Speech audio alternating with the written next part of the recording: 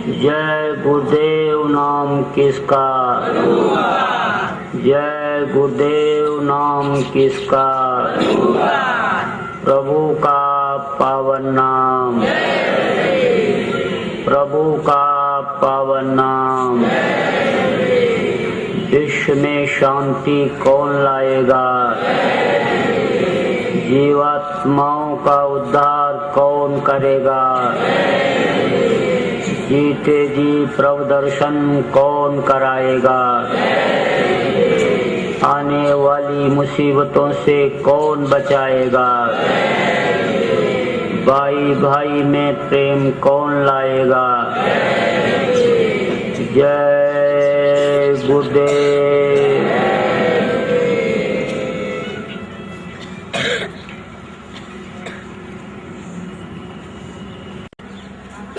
उसके एक लड़का था, जवानी में ही लड़का खत्म हो गया। बुढ़िया को लड़के से बड़ी आशाएं थी, लेकिन आशा पर पानी फिर गया। जब उसका शरीर छूटा तो बुढ़िया रोने चिल्लाने लगी और कहने लगी कि किसी भी कीमत पर कोई भी मेरे बच्चे को बचा ले। कई लोगों से गुहार लगाई तो लोगों ने कहा कि जब खत्म हो गया तो कैसे बचेगा। उसने कहा अगर लड़का नहीं बचा, जिंदा नहीं हुआ, तो मैं भी जान दे दूंगी, मर जाऊंगी। फिर किसी अनुभवी आदमी ने, बुजुर्ग ने कहा कि अच्छा तुम एक काम करो, संतों में बड़ी शक्ति होती है, संत को पावर होता है, वो सब कुछ कर सकते हैं। तो वो देखो पहाड़ी पर एक महात्मा रहते हैं, उनके पास तुम जाओ, वो तुम्हारे बच्चे को जिंदा कर सकते हैं। बुढ़िया गई, महात्मा जी से कहा कि मेरे बच्चे को आप जिंदा कर दीजिए, वापस बुला लीजिए। तो उन्होंने कहा कि बच्चा तो जिंदा तब होगा कि जब मैं सरसों फूंक करके और उसके ऊपर डालूंगा। तो तुम नीचे जाओ, पहाड़ी के नीचे जो गांव है, वहाँ गांव में जाओ और वहाँ से थोड़ा सरसों मांग करके लाना। फिर मैं फूकूंगा, उसको फूक करके डालूंगा लड़के के ऊपर। बुढ़िया बोली मैं जा रही हूँ और अभी सरसों ले आती हूँ।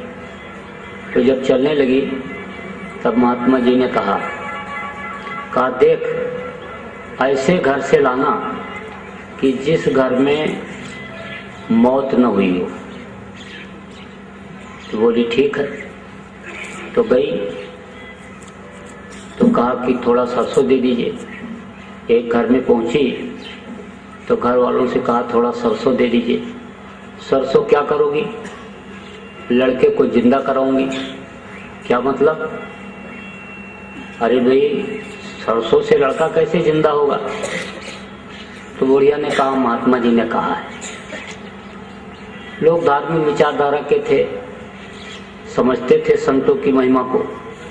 बोले संतों में तो पावर होती है, वो कर सकते हैं। तो बोले अच्छा इसको ले आओ, सरसों दे दो। तब तक वो फिर पूछ बैठी, महात्मा जी की बात याद आ गई। तो पूछा ये बताओ कि आपके घर में कोई मौत तो नहीं हुई है? अरे बोले मौत कैसे नहीं हुई, अभी पिछले साल ही मौत हुई है हमारे घर में। तो बोली तो फिर नहीं चाहिए। दूसरे घर में गई तो वहां सरसों मांगा, तो वहां के भी लोगों ने यही पूछा क्या करोगी, बताया। फिर पूछा ये बताओ आपके घर में कोई मौत तो नहीं हुई है? अरे बोले अभी हमारे पिताजी की मौत हो गई पिछले साल। बोली नहीं चाहिए। तीसरे घर में गई, वहां पूछा कि मौत तो नहीं हुई है? कहा मेरी माँ खत्म हो गई। किसी ने कहा सास खत्म हो गई। वापस लौट करके आई और महात्मा जी से कहा कहा महात्मा जी ऐसा घर तो कोई नहीं मिला कि जिसमें मौत न हुई हो। तब महात्मा जी ने कहा अच्छा तू बैठ जा, अब तेरे को मैं समझाता हूँ। यह मृत्युलोक है और इस मृत्युलोक में जितने भी लोग आए सबको जाना पड़ा और यह क्रम बहुत दिनों से चला आ रहा है। तो मृत्यु तो होनी ही थी, उसका समय आ गया और लड़का चला गया। तो ये वापस अब कैसे आएगा? ये तो जो उसका विधान है उस विधान के अंतर्गत वो चला गया और जाना सबको है। तुम्हारे लिए वो कुछ दिन के लिए आया था, तुम्हारा लेन देन था, एक दूसरे का कर्जा था, वो अदा हो गया तो जाना पड़ेगा। तो ये मृत्युलोक है और मृत्युलोक में जो जो लोग आते हैं सबको जाना पड़ता है। अपने शर्मा जी आज जिनके कर्म के अवसर पर सत्संग में आप सब लोग उपस्थित हुए हैं, अपने बीच में नहीं रहे। एक रस सत्संगी थे, बहुत दिनों से उनको जानता हूँ। एक रस भगत थे और बहुत लोगों को उन्होंने सत्संगी बनाया। सबसे मुख्य चीज तो ये रही कि अपने बच्चों को, परिवार वालों को सत्संगी बनाया, सत्संगी भाव में उनको रखा कि जिसका आज लाभ आप सब लोग उनके चले जाने के बाद उनके कर्म के अवसर पर सत्संग का ले रहे हो। तो आज 2 मिनट के लिए उनके परिवार वालों के दुखी रिश्तेदारों को, उनके परिवार वालों के मन को मालिक थोड़ी शांति दें, इसके लिए थोड़ा सा आप लोग आंख बंद करके मालिक से प्रार्थना कर लीजिए कि उनके दुखी संतप्त परिवार को ये गृहस्थ आश्रम जिसमें मनुष्य रहता है, उस गृहस्थ आश्रम में गमी और खुशी का कोई भी कार्यक्रम हो तो इसी तरह से पहले के समय में लोग कार्यक्रम आयोजित करते थे और सत्संग वचन कहते सुनते थे। बहुत सी सीख लोगों को मिलती थी। लोग इस चीज को समझने लगते थे कि खाने पीने और मौज मस्ती के लिए ही नहीं ये मनुष्य शरीर मिला है, बल्कि शरीर को चलाने वाली शक्ति जिसको जीवात्मा कहा गया, इसको अपने घर पहुंचाने के लिए मिला हुआ है। नरक में न जाना पड़े, 84 में न आना पड़े, इसके लिए मनुष्य शरीर मिला है। तो उससे मनुष्य शरीर से कुछ काम कर लेना चाहिए, क्योंकि जितने भी लोग इस मृत्युलोक में आए वो सब छोड़ करके चले गए। जाना सबको पड़ता है। राम जैसे भगवान, कृष्ण जैसे भगवान, मीरा, पलटू, नानक, दादू, मीरा जैसे संत आए, लेकिन उनको भी छोड़ करके जाना पड़ा। जितने भी संत इस धरती पर आए उन्होंने जीवों को अपनाया, रास्ता बताया, रास्ते पर चलाया और अगर कमजोर पड़े तो उंगली पकड़कर मंजिल तक भी पहुंचा दिया। किसी ने 7 को पकड़ा, किसी ने 5 को पकड़ा, किसी ने 10 को पकड़ा। इस तरह से जीवों को पकड़ करके निज घर पहुंचाया। उन्हीं में से एक नानक देव जी भी थे। 7 जीवों को उन्होंने पकड़ा। एक का कर्म खराब हो गया जिससे उसको नरक जाना पड़ा, तो नरक में गए उसको निकालने के लिए। और जब नरक में पहुंचे तो बोले कि निकल चल, मैं तुझको निकालने के लिए आया हूँ। तो नर्क में जितने भी जीव थे सब के लिए उसने आवाज लगा दिया, कहा कि मैं गुरु जी का अंगूठा पकड़ने जा रहा हूँ और तुम लोग मेरे पैर का अंगूठा पकड़ो, एक दूसरे का पकड़ते जाओ और निकल चलो, मौका अच्छा है, अब इतना अच्छा मौका फिर नहीं मिलेगा, नर्क में तुमको निकालने के लिए कोई आने वाला नहीं है। तो नानक जी ने कहा तुम ये क्या कर रहे हो? तो उसने कहा ठीक कर रहा हूँ, आप जैसे समर्थ संत नर्क में मेरे ऊपर दया करके मुझे निकालने के लिए आए और ये मेरे साथ अगर नहीं निकल पाए तो फिर इनको कौन निकालेगा।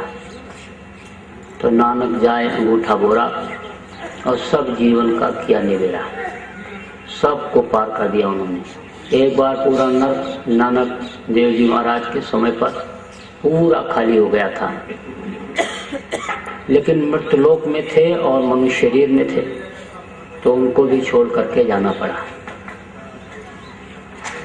वो भी मृतलोक से बाहर गए, तो जितने भी लोग आए सबको छोड़ करके जाना पड़ा। तो जब ऐसे ऐसे बलवान कि जिनके सामने वरुण कुबेर सुरेश समीरा रण समुद्र का नदीरा बड़े बड़े देवता नहीं ठहरते थे, उनको भी खाली करना पड़ा। ऐसे रावण को 6 महीने कांख में दबाए रहे राजा बलि, वो भी चले गए।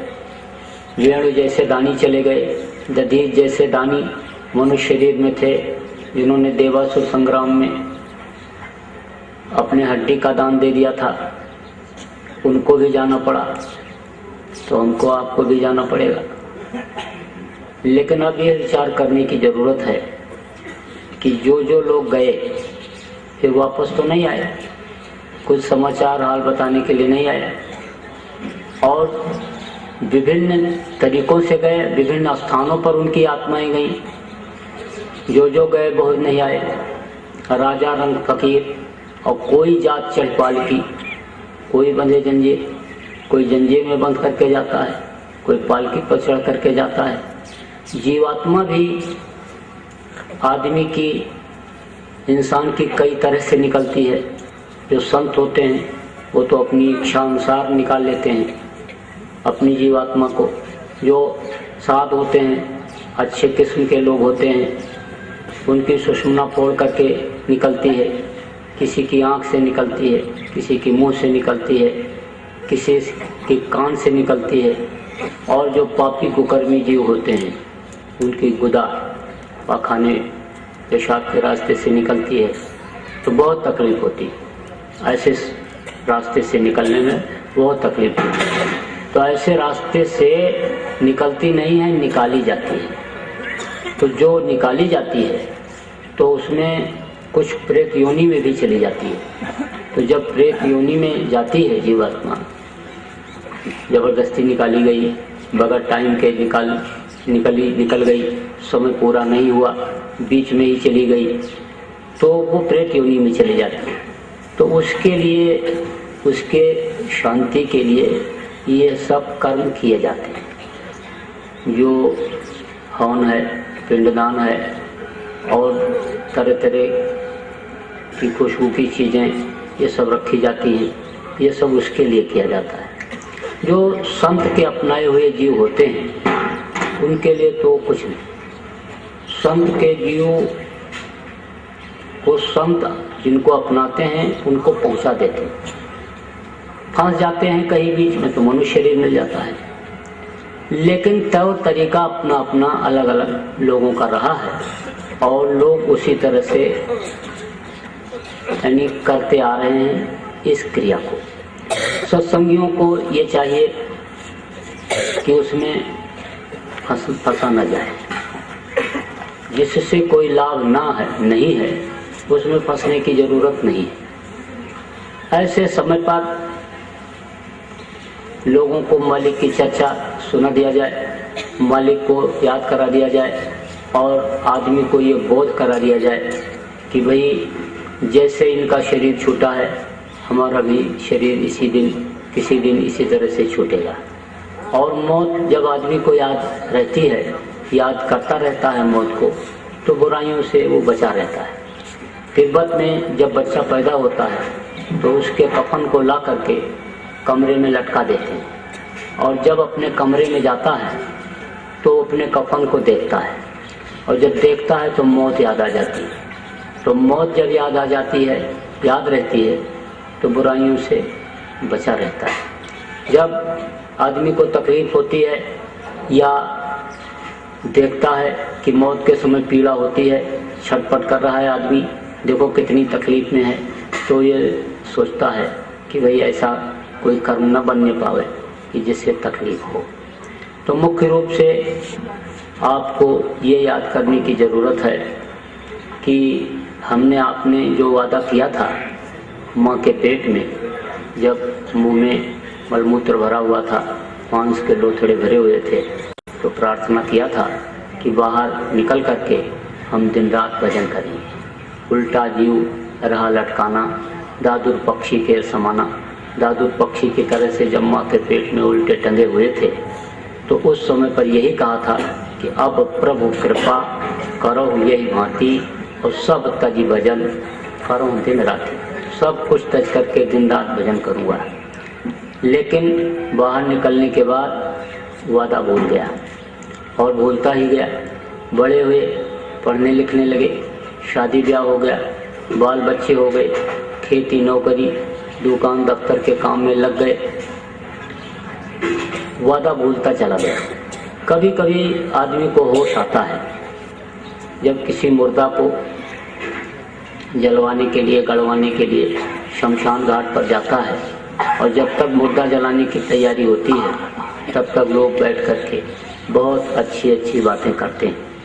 कहते हैं क्या गया बेचारी के साथ, सब कुछ यहीं छूट गया, नंगा रह करके, भूखा रह करके धन कमाया, मकान बनाया, बाल बच्चों को पढ़ाया लिखाया, रोजी रोजगार में लगाया, धन पुत्र परिवार मान प्रतिष्ठा वैभव सब कुछ होते हुए कोई भी चीज साथ नहीं गई, हंसा अकेले उड़ गया।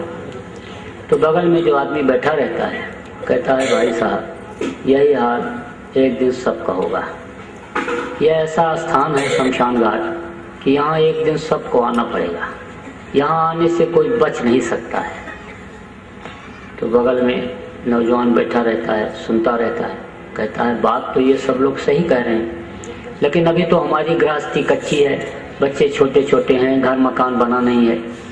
घर मकान बना दूं, बच्चों को पढ़ा लिखा दूं, रोजी रोजगार में लगा दूं, गृहस्थी मेरी सेट हो जाए, फिर तो बुढ़ापे में भजन पूजन तपस्या मुझे करनी ही है। पहले भी लोग जाते थे तपस्या करने के लिए बुढ़ापे में, तो मैं भी चला जाऊंगा। क्या है, अयोध्या में ही कुटिया बना लूंगा, हरिद्वार रहने लगूंगा, बद्रिक आश्रम चला जाऊंगा। क्या है, बुढ़ापे में तो यही सब करना है। बस आया और गृहस्थी को सुलझाने लगा, और ये गृहस्थी उलझती चली गई। आज तक किसी की गृहस्थी सुलझी, किसी की नहीं सुलझी, और जितने सुलझाया उतने उलझती गई, और ऐसा फंसा कि निकल नहीं पा रहा है गृहस्थी से। बंदर को जानते हो कैसे पकड़ते हैं? बंदर को पकड़ने के लिए शिकारी जाता है तो एक पतले मुंह की हड़िया ले जाता है, गगरी जिसको कहते हो, और जहां पर बंदर रहता है वही रख देता है, और बंदर के सामने ही उसमें चना डालता है। बंदर देखता रहता है कि गगरी में चना डाल रहा है, डाल करके चला जाता है। बंदर समझ जाता है कि चना डाल करके चला गया, अब मौका अच्छा है खाने के लिए, तो जाता है उसी घड़े में हाथ डाल देता है बंदर, और चना पकड़ता है मुट्ठी में। तो जब हाथ डाला था तब तो हाथ पतला था, अब जब चना पकड़ा तो मोटा हो गया। अब निकालने की जब कोशिश करता है तो निकलता नहीं, ऊपर नीचे करता रहता, छू छू छू छू बोलता रहता है, लेकिन निकल नहीं पाता हाथ। अगर चना छोड़ दे तब तो हाथ निकल आवे, लेकिन चना के लालच में हाथ नहीं निकाल पा रहा है। शिकारी भी समझ जाता है कि अब ये छोड़ेगा नहीं चना, शनि को पकड़ लिया है, लालच में आ गया ये, तो चलता है धीरे धीरे वहां से। बंदर भी देखता रहता है कि आ रहा है, शिकारी आ रहा है, चल पड़ा है, पकड़ेगा हमको लगता है, लेकिन शनि के लालच में हाथ मुट्ठी खोल नहीं रहा है, हाथ निकाल नहीं रहा है, और आकर के ला करके डाल देता है ऊपर से जाल, पकड़ लेता है बंदर को, ले जाता गांव गांव नचाता है, गांव गांव नचाता है। इंसान देख रहा है कि बाल पकने लग गए, ज्योतियां पड़ने लग गई, उम्र इतनी हो रही है, लेकिन गृहस्थी से निकल नहीं पा रहा है, नहीं छोड़ पा रहा है, उसमें समय नहीं निकाल पा रहा है, तो फंस जाता है गृहस्थी, और इसी में समय निकल जाता है। जवानी निकल गई जिसमें कुछ हो सकता है, और ना चाहते हुए आ गई बुढ़ापा, बुढ़ापे में भी कुछ नहीं हो पाता, तो बस समय पूरा हो गया। क्योंकि जितने भी लोग आए सबका समय पूरा हुआ, तो समय तो पूरा ही होना है, और जब समय पूरा होगा तो आएंगे यमराज के दूत। अच्छे कर्म जब नहीं बन पाएंगे तो खाली कराने के लिए आएंगे, और फिर जब उनके भयंकर रूप को जीव देखता है तो रोता चिल्लाता है, काका चाचा नाना पुकारता है, लेकिन उस समय कोई मददगार नहीं होता। जवान लड़का खड़ा रहता, रिश्तेदार खड़े रहते, पड़ोस के लोग खड़े रहते हैं, मदद नहीं कर सकते। तो यमराज के दूत बांधते हैं इस जीवात्मा को, कांटेदार तार में बांधते हैं, और ऐसे रास्ते से ले जाते हैं कि ना रास्ते में कोई तालाब है, न कोई पोखरा है, न कोई बावली है कि जहाँ पर यह जीव आराम कर सके। तपते हुए तवे जैसी जमीन पर से, खौलते हुए बालू पर से, खींचते घसीटते हुए ले जाते हैं। डांस, मच्छर, मक्खी सब मिलते हैं, जिनको लोग मार करके खा जाते हैं। ऐसे जानवर भी बदला लेने के लिए वहाँ मिलते हैं, दांत से नोच लेते, पंजा मार देते हैं, लहू लसान, खून से लथपथ जीवात्मा यमराज के सामने पहुंचती है। यमराज के दूत ले जाकर के पेश करते हैं। तब यमराज पूछता है कि तुमने ऐसा पाप क्यों किया जिससे तुमको यहाँ आना पड़ा? तो वो कहता हम तो कोई पाप किया ही नहीं, क्योंकि परसों किए थे कल भूल गए, और कल किए थे आज भूल गए, और आज कर रहे कल भूल जाएंगे। भूलने की एक आदत बन गई। तो वो तो कहता हमने कभी कुछ किया ही नहीं। लेकिन कबीर साहब ने कहा कि साजन से चोरी नहीं चली। जब पैदा हुए उसी समय दोनों कंधों पर दो दूत उस मालिक ने बैठा दिया, एक अच्छा लिखता है और एक बुरा। जैसे समय पूरा हो जाता ये अपना कागज, अपनी फाइल ले जा करके पेश कर देते हैं। फिर वो उसी आधार पर सजा बोल देता है, ले जाओ इनको नरकों में डालो। काटे जाते, सड़ाए जाते, गलाए जाते, तपाए जाते, काटते हैं और फिर जोड़ते हैं, फिर काटते हैं। आपका हाथ यहाँ से काट दिया जाए तो पंजा अलग हो गया, तो उंगलियों को काटोगे तो दर्द नहीं होगा, लेकिन काटने के बाद जोड़ा जाए और फिर काटा जाए तो फिर उतना ही दर्द होगा। तो काटते हैं, फिर जोड़ते हैं, फिर काटते हैं, फिर जोड़ते हैं। करोड़ों वर्ष तक नरकों में रहना पड़ता है। 22 प्रकार के नरक हैं और उनमें करोड़ों वर्ष रहना पड़ता है। 4 युग है, सतयुग, त्रेता, द्वापर और कलयुग। ये चारों युग जब बीत जाते हैं तब एक चौकड़ी होती है, और 72 बार जब चौकड़ी बीतती है तब एक मनवंतर होता है, और 14 मनवंतर जब बीत जाता है तब एक कल्प होता है। एक एक कल्प, एक एक नरक में कर्म के अनुसार रहना पड़ता है। उसके बाद वहाँ से जब छुटकारा मिला तो कुत्ता के शरीर में, बिल्ली के शरीर में, कीड़े मकोड़ों के शरीर में, सांप, गोजर, बिच्छू के शरीर में यही जीवात्मा डाली जाती है। जान बचाते इधर उधर फिरते रहते हैं। उसके बाद जब वहाँ से छुटकारा मिला तब 9 महीने के लिए माँ के पेट में लटकना पड़ता है, क्योंकि बच्चा तैयार होने में 9 महीना लगता है। इन्हीं दोनों आंखों के पीछे चतुर्संताकरण 4 दल कमल है, उसके पीछे 6 दल कमल है, मृत्यु कमल जिसको कहते हैं। तो वहाँ पर मृत्यु कमल में 6 तरह की शक्तियाँ काम करती हैं, जन्म, अस्त, परिणामी, वृद्ध, क्षीण और मृत्यु। तो इनका अलग अलग काम है। इन्हीं शक्तियों से बच्चा बनता है और बाहर निकलता है। तो जन्म शक्ति का काम क्या होता है? रज और बीज को मिला करके एक रहम कहलाता है, अंदर में बर्तन कह लो माँ के पेट, तो रहम कहलाता है। तो रज और बीज को वो खींच करके उसमें इकट्ठा कर देती है जन्म शक्ति। जन्म अस्त का काम क्या होता है, उसको अलग अलग हिस्से में बांट देता है। और वृद्ध परिणामी शक्ति का काम होता है उसके ऊपर झिल्ली पर्दा लगा देना। और वृद्ध शक्ति का काम होता है उसको सूज को बढ़ा देना, पवन के जरिए, हवा के जरिए बढ़ता है पेट में। और वृद्ध और मृत्यु यानी शीड़ का काम होता है अंग बना देना। अब इनमें से जो शक्ति कुछ कम रह जाती है उसमें अंग विहीन हो जाता है। किसी का पंजा नहीं, इतना ही हाथ बना, किसी का पैर लंगड़ा रह गया, किसी की कोई शक्ति जब बढ़ाने वाली बढ़ गई तो हाथ में 5 उंगली की जगह 6 उंगली हो गई, कान एक और इधर निकल आता है। और मृत्यु शक्ति का काम होता है माँ के पेट से बच्चे को बाहर निकाल देना। तो इस तरह से ये शक्तियां होती हैं और 9 महीने में ये पिंड फिर बच्चा फिर तैयार होकर के माँ के पेट से बाहर निकलता है। तो बाहर निकले, 9 महीना वहां रहे और फिर उसके बाद फिर बाहर निकले। तो जन्मत मरत दूसरा दुख हुई। जन्मते वक्त और मरते वक्त भी तकलीफ बहुत होती है।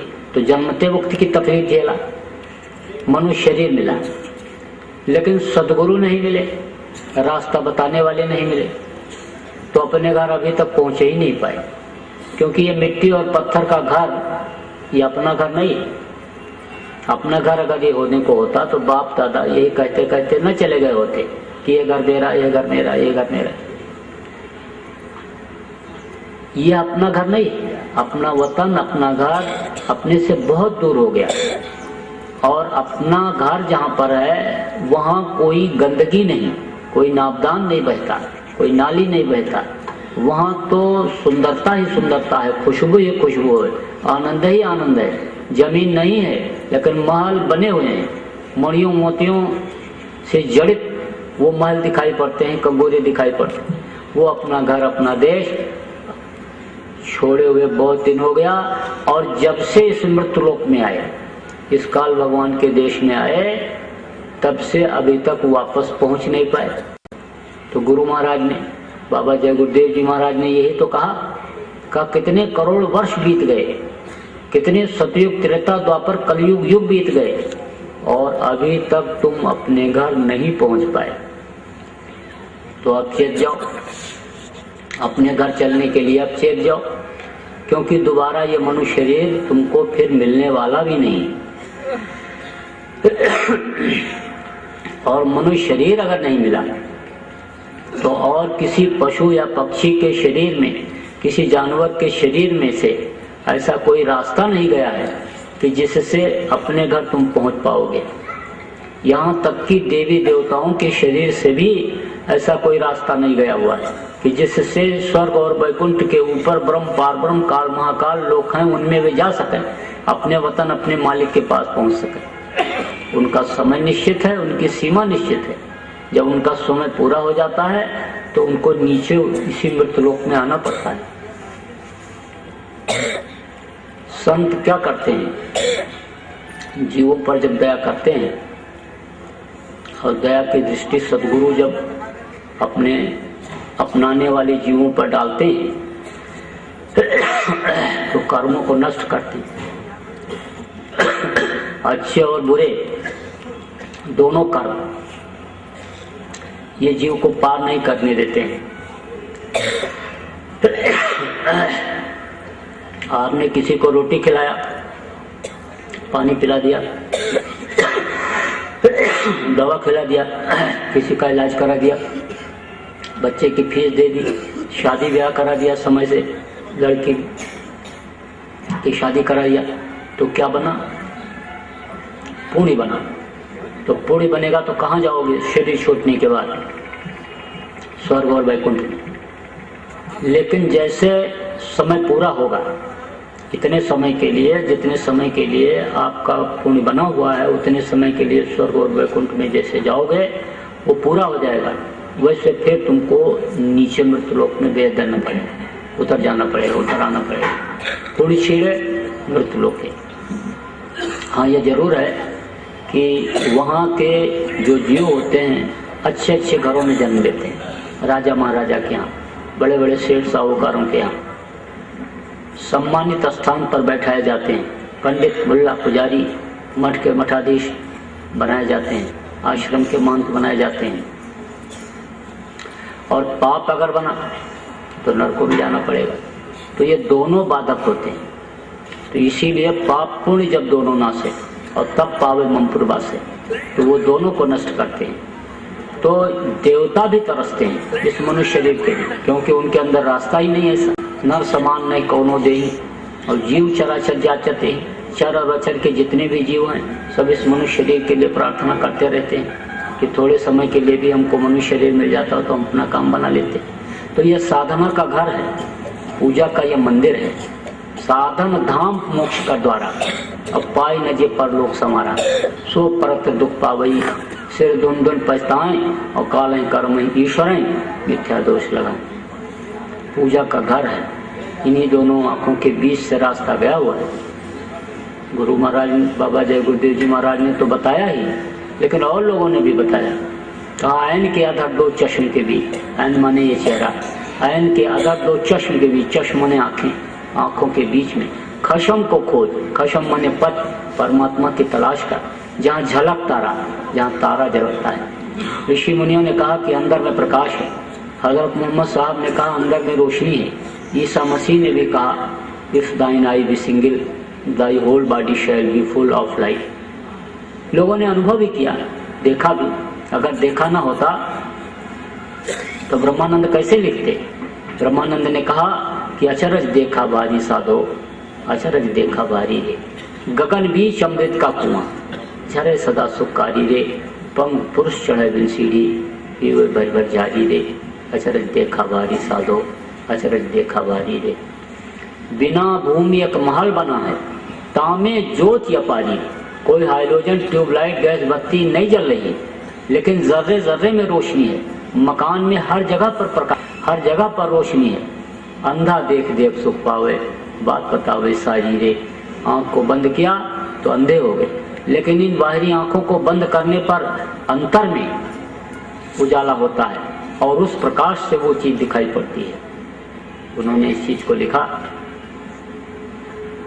अचरज देखा बारी साधो, अचरज देखा बारी रे, बिना भूमि एक महल बना है, तामे ज्योति पारी। कहा गगन बीच अमृत का कुआं, उन्होंने कहा कि गगन के बीच में अमृत का कुआं है, जहां से अमृत की बरसात 24 घंटे होती रहती है। अब आप कहोगे कि अमृत की बरसात जब 24 घंटे होती रहती है तो हम उस अमृत की बरसात को पी करके अमर क्यों नहीं हो जा रहे? उस अमृत जल को पी करके अमर लोक को क्यों नहीं पा रहे? हमारी जीवात्मा अमर क्यों नहीं हो जा रही? तो उसका कारण है, कारण यह है कि इस जीवात्मा का मुंह नीचे की तरफ हो गया, नीचे की तरफ हो गया। तो जैसे आप लोग अंग्रेजी पढ़े लिखे बहुत से लोग बैठे हो, तो DOG डॉग, डॉग माने कुत्ता, और पलट के पढ़ो उधर से इधर से तो GOD गाड, गाड माने परमात्मा। इधर से पढ़ोगे तो DOG डॉग, डॉग माने कुत्ता। तो कुत्ते को कोई ज्ञान नहीं, कोई विवेक नहीं, कोई बुद्धि नहीं। कुत्ते को तो सिखाया जाता है, गेंद फेंकते हैं और कहते हैं कि ले आ। कोई दूसरा कुत्ता जा रहा होता है, बिल्ली जा रही होती है तो उसको कहते हैं दौड़ दौड़ दौड़ दौड़ उस तरह से, या बुलाते हैं आजा रोटी खा ले, तब आता है। उसको ज्ञान कराया जाता है, ज्ञान होता नहीं, उसकी आदत डाली जाती है। तो इसी तरह से ये जीवात्मा, इसका मुंह जब नीचे की तरफ हो गया इस समय कलयुग में, तो ये अपनी ताकत को भूल गई, इसमें कोई शक्ति नहीं रही। अगर इसको घुमा दिया जाए उल्टा, जैसे कहा गया DOG डॉग और GOD गाड, उधर से पढ़ो, तो अगर घुमा दो इधर नीचे की तरफ से, उस मालिक की तरफ लगा दो उधर, सोए जाने ते देव जनाई, और जानत तुम्हें हो जाए। परमात्मा की पूरी शक्ति इस जीवात्मा में आ जाती है, पूरी ताकत इस जीवात्मा में आ जाती है जब उस मालिक की थोड़ी सी झलक मिल जाती है, गर्मी ठंडी मिल जाती है। बड़े बड़े देवी देवताओं की यह रचना कर सकती है, स्वर्ग वैकुंठ ये जीवात्मा बना सकती है, अनंत ब्रह्मांड बना सकती है। इसमें इस जीवात्मा में इतनी शक्ति आ जाती है उस मालिक के मिलने पर। इसीलिए तो पहले लोग जीवात्मा के लिए ही काम करते थे, पहले जीवात्मा को ही जगाने का काम करते थे, और जब ये जग जाती थी तो दुनिया की चीजों के लिए जो आज आदमी दौड़ रहा है उस समय पर नहीं दौड़ता था। फिर तो जो इच्छा की नहीं मनमानी, और हरि प्रताप का दुर्लभ नहीं, जिस चीज की आदमी इच्छा करता था उसकी वो इच्छा पूरी हो जाती थी। काश्तकार अपने खेत में खड़ा होकर के हाथ जोड़ करके पानी मांगता था, बादल बरस जाते थे। सती सावित्री ने पति के प्राण को वापस ले लिया था। सती अनसुईया ने ब्रह्मा विष्णु महेश को छोटा छोटा बच्चा बना दिया था। वीर तरकश से तीर निकाल करके धनुष पे चढ़ा करके मारता और दुश्मन को मार करके तरकश में तीर फिर आ जाती थी। जब महाभारत शुरू होने को हुआ तो कृष्ण भगवान जायजा ले रहे थे कौन कौन वीर आए हैं और किनके पास क्या क्या हथियार हैं। तो देखते हुए जा रहे थे तो पीपल के पेड़ के नीचे उनको एक आदमी खड़ा दिखाई पड़ा। तो उसके पास गए, पूछे तू कौन है? बोला बब्रवाहन। किस लिए आया है? लड़ाई लड़ने आया। लड़ाई लड़ने? तो तेरे पास कोई हथियार तो दिखाई नहीं पड़ रहा, तो लड़ाई कैसे लड़ेगा? तो उसके पास 3 तीर था, 3 बाण निकाला और कहा ये मेरे हथियार हैं। तो कृष्ण ने कहा इतना बड़ा महाभारत तू केवल 3 तीर से लड़ेगा?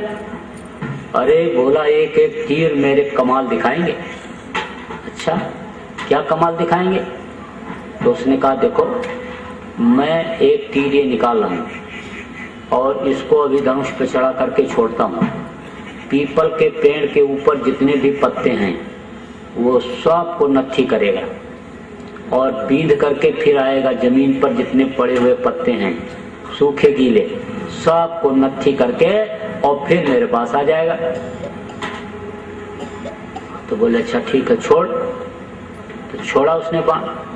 तो कृष्ण ने क्या किया, एक पत्ता तो ले लिया मुट्ठी में और दूसरे पत्ते को पैर से दबा दिया। अब जब उसने बाण छोड़ा तो वो बाण गया सारे पत्तों को नत्थी कर लिया, लगे हुए पत्तों को, और फिर नीचे जमीन पर आया, पड़े हुए पत्तों को नत्थी किया और नत्थी करके कृष्ण के पैर की तरफ बढ़ा। तब बब्रवाहन ने कहा पैर हटाओ नहीं तो पैर जख्मी हो जाएगा। तो पैर हटाया, उस पत्ते को नत्थी किया, फिर हाथ की तरफ बढ़ा। तब उसने कहा मुट्ठी खोलो नहीं तो हाथ भी जाएगा। तो उस पत्ते को भी नत्थी किया और नत्थी करके और फिर उसके तरकश में आ गए। तो कृष्ण ने कहा कि ये तो बहादुर है और इसके पास हथियार भी बड़े चोखे हैं। तब पूछा, कहा अच्छा ये बता कि तू लड़ेगा किसकी तरफ से? तब बब्रवाहन ने कहा कि जो हारेगा उसी की तरफ से लड़ूंगा। तो कृष्ण ने कहा फिर तो लड़ाई बड़ी लंबी हो जाएगी, क्योंकि हारेंगे कौरव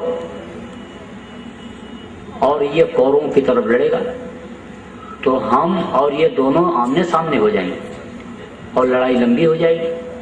तो उन्होंने नीति का प्रयोग किया। तो उससे कहा अच्छा ये बता कि तेरे अंदर और कोई विशेषता है? उसने कहा विशेषता क्या, कुछ नहीं, मेरे विशेषता क्या? अरे भाई तू कुछ और बता अपने बारे में। तो उसने कहा मैं दानी हूँ। क्या चीज दान करता है? अरे मेरे पास कोई चीज रहती है, कोई मांगता है तो मैं दे देता हूँ। तो कृष्ण भगवान ने कहा तू मुझे भी देगा? आपको भी दे दूंगा। अरे मुझे भी देगा? दे दूंगा। अरे भाई तू मुझे भी दान देगा? हाँ हाँ बाबा दे दूंगा, मांगो तो क्या मांग रहे हो? तो कृष्ण ने कहा तू अपना सिर मुझे दान में दे दे। तो उसने कहा ठीक है, वादा किया है, कह दिया है तो दे दूंगा, लेकिन एक वरदान मुझे दीजिए, मैं महाभारत देख लूं, क्योंकि मैं महाभारत देखने के लिए यहाँ पर आया हूँ। तो उसका सिर काट करके वहाँ पहाड़ के ऊपर रखवा दिया था। जब महाभारत खत्म हुआ तो भीम ने कहा मैंने मारा, नकुल ने कहा मैंने मारा, सहदेव ने कहा मैंने मारा। तो कृष्ण ने कहा मारा किसने? जो पूरा महाभारत देखा होगा वो बताएगा। तो ये हुआ कि भाई पूरा महाभारत देखा किसने? तो बताया कि देखा बब्रवाहन ने, उसने वरदान मांगा था महाभारत देखने के लिए। तो उसके पास ले गए।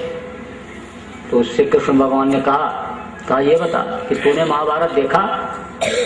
पूरा देखा, हर पल हर क्षण देखा, जब तक महाभारत होता रहा मैं पलक भी नहीं दबाया, क्योंकि मैंने वरदान मांगा था महाभारत देखने के लिए। तो कृष्ण भगवान ने कहा क्या देखा तुमने? तो कहा मैंने देखा कि चक्र सुदर्शन चल रहा है, तो बड़े बड़े योद्धाओं का सिर काटता हुआ चला जा रहा है। तो कहा कृष्ण भगवान ने कहा ये योद्धा जो कह रहे मैंने मारा मैंने मारा मैंने मारा, ये बोले ये सब मुंह फैलाए हिजड़े की तरह खड़े हुए थे, किसी का हाथ पैर भी नहीं हिल रहा था, केवल चक्र सुदर्शन चल रहा था। तो कृष्ण भगवान ने कहा, उसने कहा मेरे प्राण निकल जाएंगे। तो कृष्ण ने कहा तेरे प्राण निकल जाएंगे, लेकिन तूने परिवर्तन के समय में कुर्बानी दी, योगदान दिया है, मेरा साथ दिया है, तो तेरी पूजा मेरे नाम से कलयुग में होगी। तो खाटू श्याम यहाँ है इधर आपके राजस्थान सीकर में, बहुत खाटू श्याम के भगत हैं, बहुत पुजारी हैं वहाँ के भगत, तो खाटू श्याम के नाम से वही है भगवान। तो कहने का मतलब यह है कि इतनी शक्ति अर्जित कर लेते थे लोग जीवात्मा को जगा करके कि जो चाहते थे वो हो जाता था। तो जीवात्मा ये अपनी ताकत को भूल गई, अपनी शक्ति को भूल गई, इसलिए अब ये जो है इधर उधर भटक रही है, नरक 84 में चक्कर काट रही है, अपने वतन अपने घर पहुंच नहीं पा रही है, इस मृतलोक में दुख के संसार में ये गोते खा रही है, दुख के समुद्र में गोते खा रही है। तो आगे फिर क्या लिखा उन्होंने ब्रह्मानंद ने कि बिना बजाए निष्दिन बाजे, घंटा शंख नगारी दे, और बहिरा सुन सुन मस्त होत है, तन की सुध विसारी दे, अचरज देखा भारी साधो, अचरज देखा भारी। कोई बजा नहीं रहा है, लेकिन अनाद वेदवाणी 24 घंटे हो रही, हमेशा मस्ताना बाजा बज रहा है। ये मंदिर आपके सामने गुरु महाराज ने बनवाया, दादा गुरु जी महाराज की स्मृति में। इसमें आप देखिए जब लोग बैठते हैं कई कई घंटे बैठे रह जाते हैं, और 1 किलो मांस काट लो शरीर से, वो बोलने वाले में मस्ती आ जाती है, आनंद आ जाता है। तो उन्होंने कहा कि जहाँ झलक तारा उसी बीच खुद खुदा का तख्त है, उसी के बीच में वो परमात्मा बैठा हुआ है। और शिष्ट से देख जहाँ बहिष्ठ पसारा, तीसरी आंख से देखो जहाँ पर बैकुंठ है।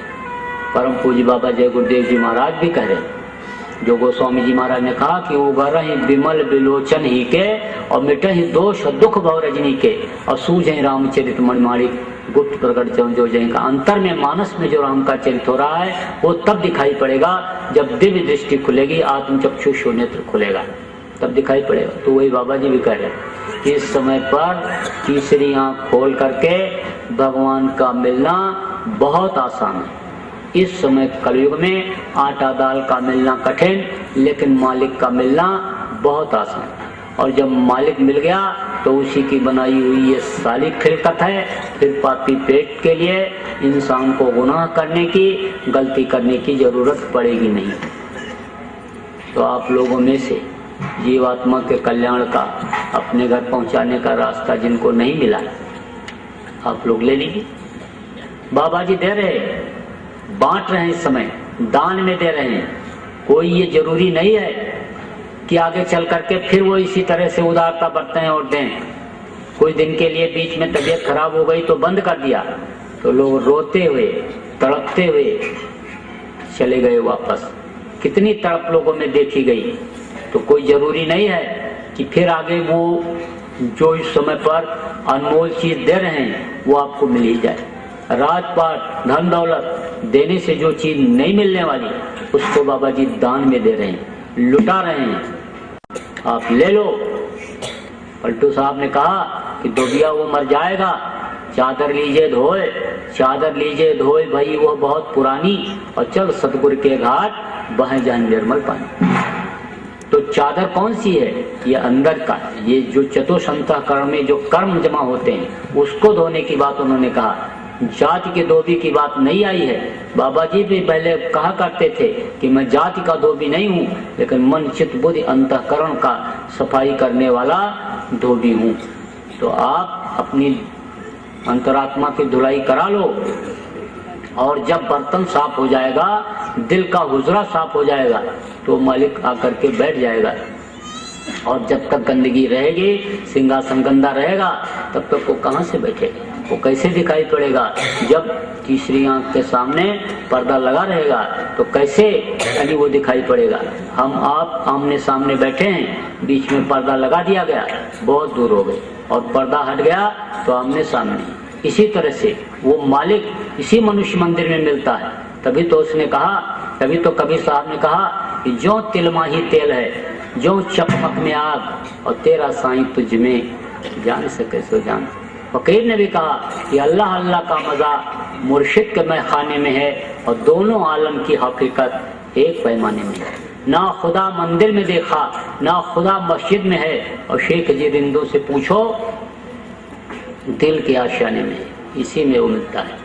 लेकिन फिर आगे उसने कहा ये एक दिल लाखों तमन्ना, दिल तो एक है लेकिन इच्छाएं अनंत हैं।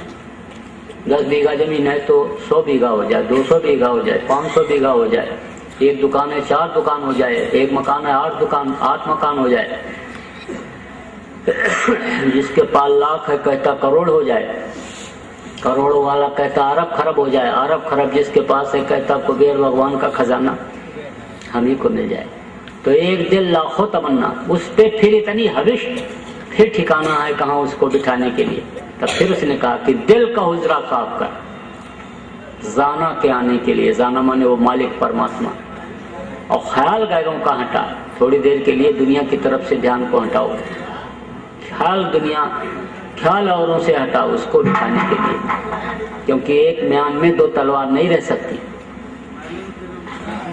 दीन भी ले लो और दुनिया भी ले लो, तो दोनों काम एक साथ कैसे होगा। लेकिन दीन को अगर पालो, मालिक को पालो, तो दुनिया तो अपने आप मिलेगी। तो आप जिनको रास्ता नहीं मिला, आप रास्ता ले लो। अभी पूनम आ रही, और अगर यहाँ आश्रम पर बाबा जी रहे मथुरा में, तो पूनम को नामदान देते हैं, आपको मिल जाएगा। नहीं, जहाँ जैसे मौका मिले, चूकने की जरूरत नहीं है, क्योंकि ये जो दिन और रात आते हैं ये क्या हैं, चूहे हैं, ये उम्र को काट करके खत्म कर दे रहे हैं। माँ कहती मेरा बेटा 10 साल का हो, आज उसका जन्मदिन है, पूरी मिठाई बनाओ, खाओ, खिलाओ। बाप कहता नाचो गाओ, भाई कहते नाचो गाओ, जश्न मनाओ, खुशी मनाओ, जन्मदिन है। लेकिन ये नहीं मालूम कि 10 साल उम्र कट गई, खत्म हो गई। तो ये जो दिन और रात है, ये चूहे उम्र को काट के खत्म कर देते, और जैसे सांसों की पूंजी खत्म हुई है, दड़ाम से गिर जाएगा, फिर तो इसको कोई, इसकी कोई कीमत नहीं रही।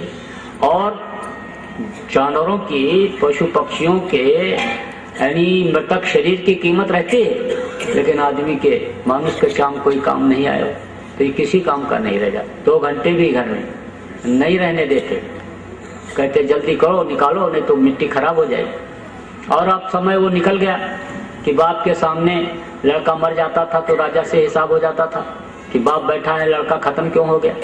अब तो इस वक्त पर आदमी घर से निकले, कोई गारंटी नहीं है कि 2 घंटे के बाद अपने घर में ठीक ठाक वापस आ जाएगा। अकाल मृत्यु जग माही व्यापक प्रजा बहुत मरे।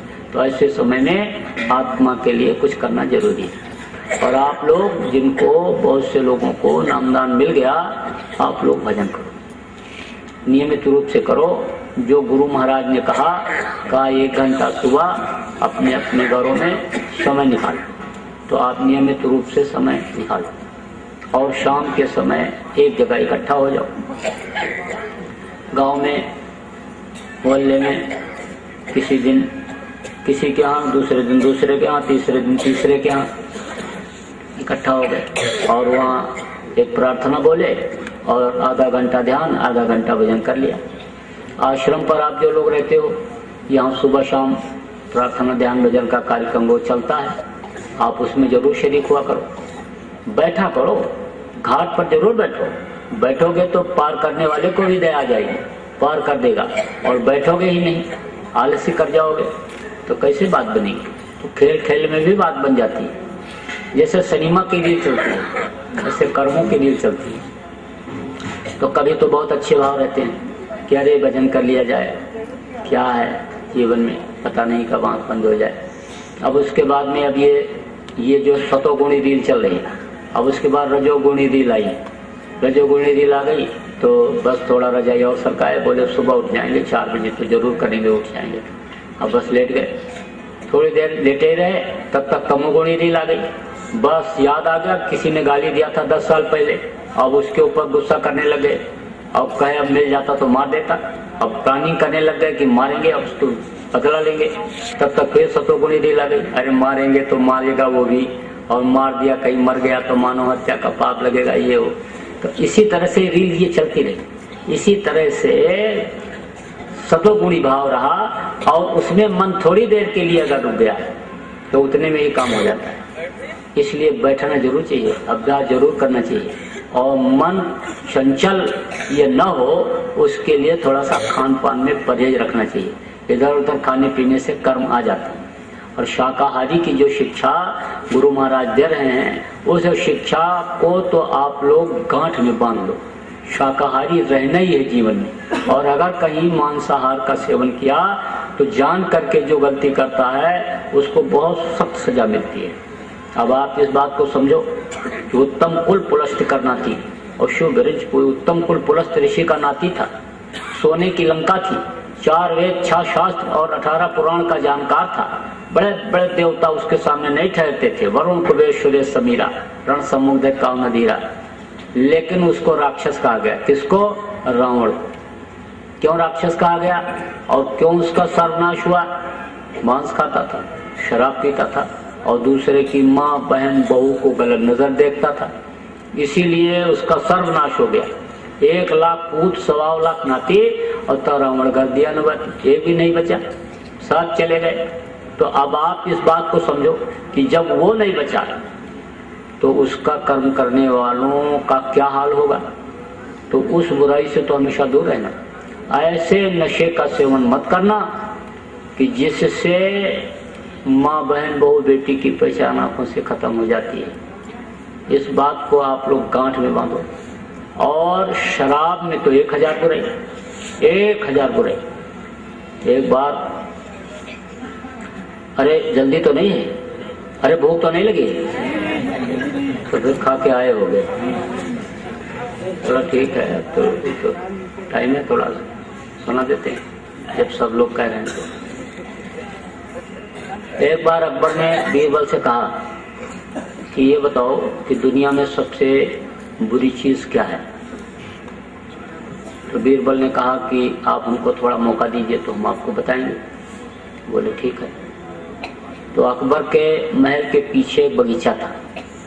बगीचे में उन्होंने एक मंदिर बनवाया जिसमें 4 दरवाजे लगवाए। 1 नंबर दरवाजे पर एक सिपाही को तलवार लेकर के खड़ा कर दिया और एक छोटे से बच्चे को बैठा दिया। 2 नंबर दरवाजे पर एक खूबसूरत औरत को ला करके बैठा दिया।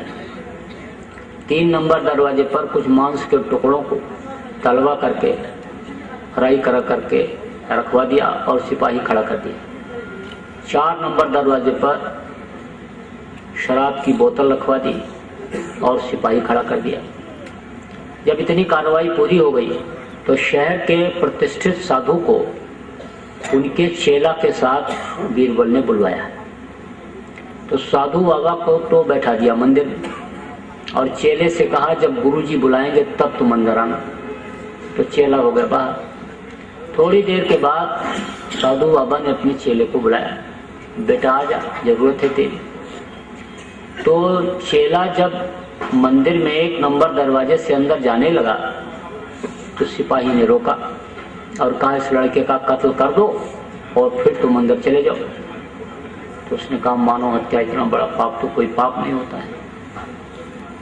मंदिर में लोग मूर्ति नहीं रहती है तो भी मंदिर को नहीं गिराते हैं, और जिस मानव मंदिर में वो मालिक खुद विराजमान है उसको मैं कैसे गिरा दूं? ये मेरे से नहीं होगा। सिपाही ने कहा तो फिर और दरवाजे से जाओ।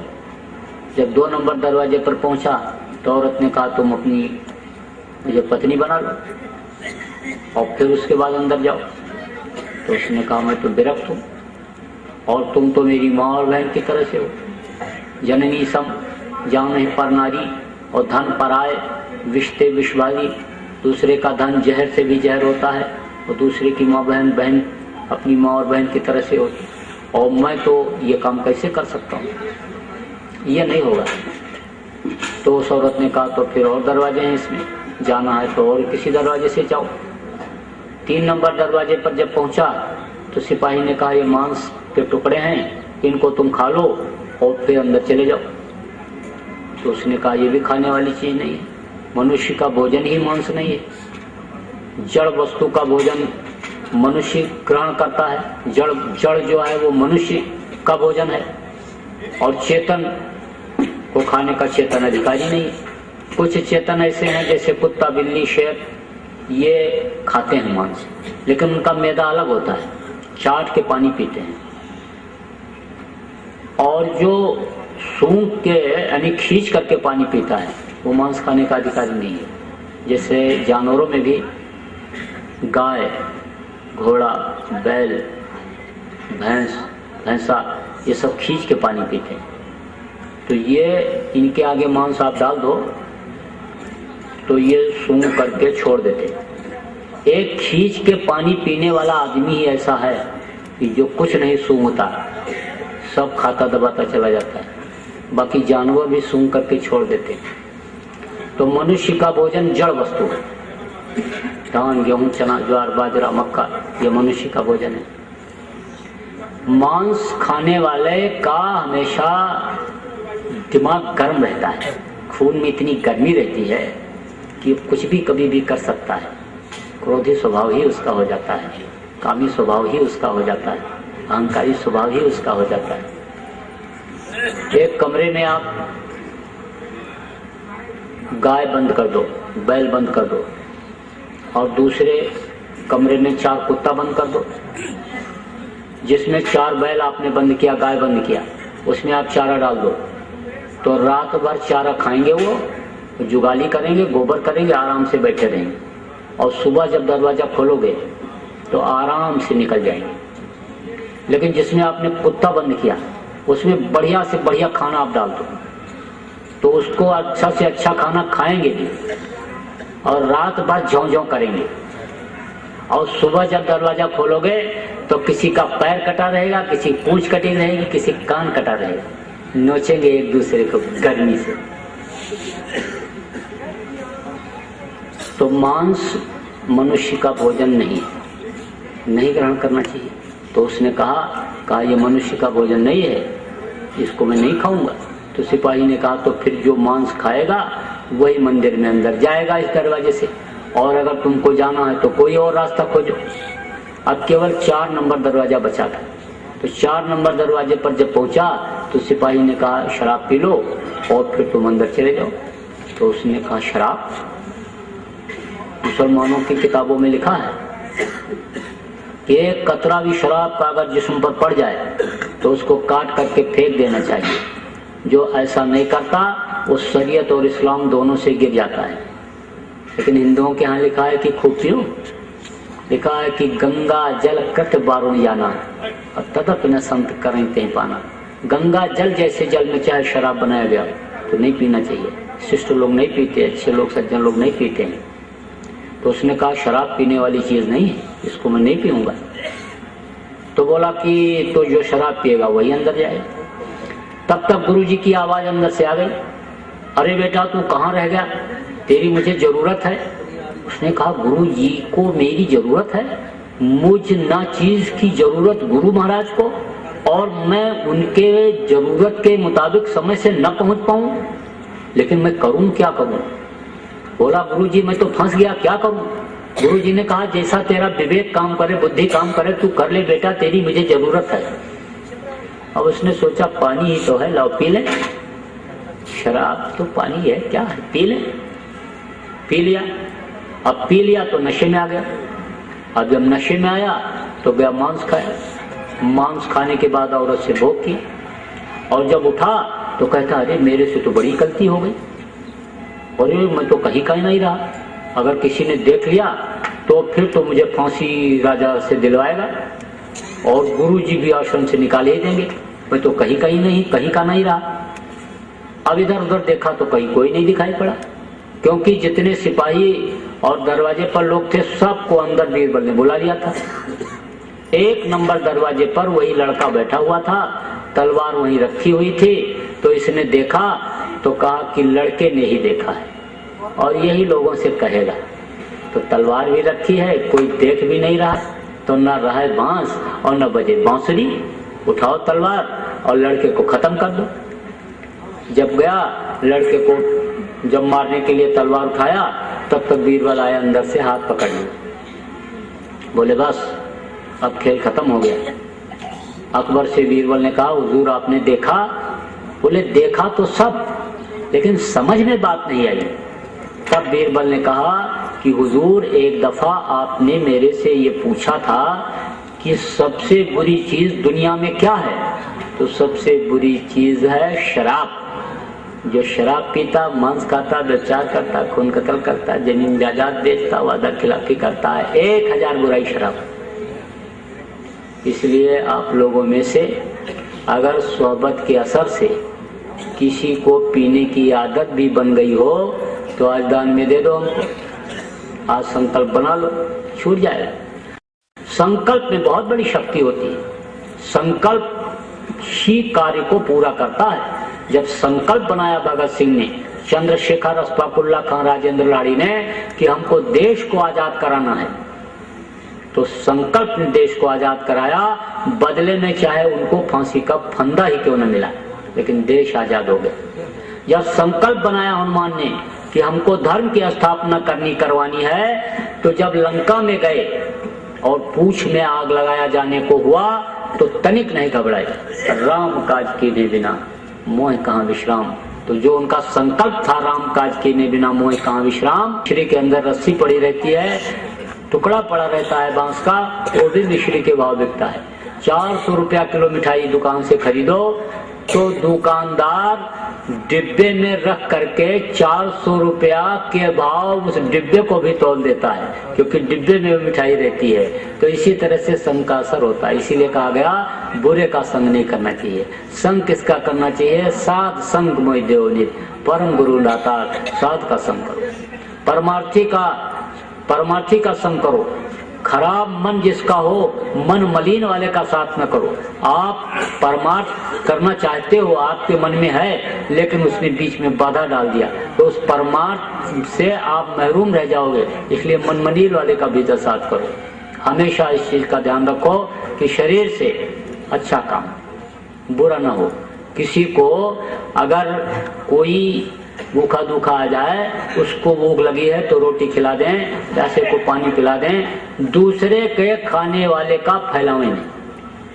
हमेशा मेहनत और मजदूरी पर आप सब लोग भरोसा रखो, प्रारब्ध पर भरोसा रखो। जो प्रारब्ध में चीज मिली है, प्रारब्ध की जो चीज है वो आपको जरूर मिलेगी। और संतों के शरण में जो आ जाते हैं, संतों के ऊपर निर्भर हो जाते हैं, उनके प्रारब्ध में जो चीज नहीं होती है वो भी मिलती है। ये किसका देश है? काल भगवान का देश है। लेकिन काल लोग कहते हैं बाधा डालता है, काल मदद भी करता है। जब वो ये देखता है कि पिता के आदेश के पालन में ये लगे हुए हैं, तो काल जो हम लोगों का बड़ा भाई पहले आया, हम लोग बाद में आए, वो मदद कर देता है। तो उसके अधीन जितनी भी चीजें होती हैं, खाने पहनने की, दुनिया की यानी जरूरत की चीजें, वो कम नहीं होने देता है। भक्ति आ जाए, गुरु के आदेश के पालन में भगत लगा रहे तो रोटी की कमी नहीं होगी। भगत अगर भूखा सो जाएगा तो काल से हिसाब हो जाएगा कि भगत भूखा कैसे सो गया। इसलिए वो खुद डरता रहता है। इसीलिए कहा अजगर करे न चाकरी और पंछी करे न काम, और दास मलू का कह गए सबके दाता राम। तो आप मेहनत और मजदूरी पर अपने भरोसा प्रेमियों रखो, उसी में आपको बरकत मिलेगी। आपको लाख रुपया दे दिया जाए और बरकत छीन ली जाए तो वो सब जो है आपका पूरा नहीं पड़ने देगा। बरकत जो छिनेगी वो पूरा नहीं पड़ने देगी। और बरकत अगर मिल जाए, थोड़ा ही रहे, तो उसी में आपका गृहस्थी का काम चल जाएगा। इसीलिए लोग पहले के समय में दशमांश गुरु का निकालते थे।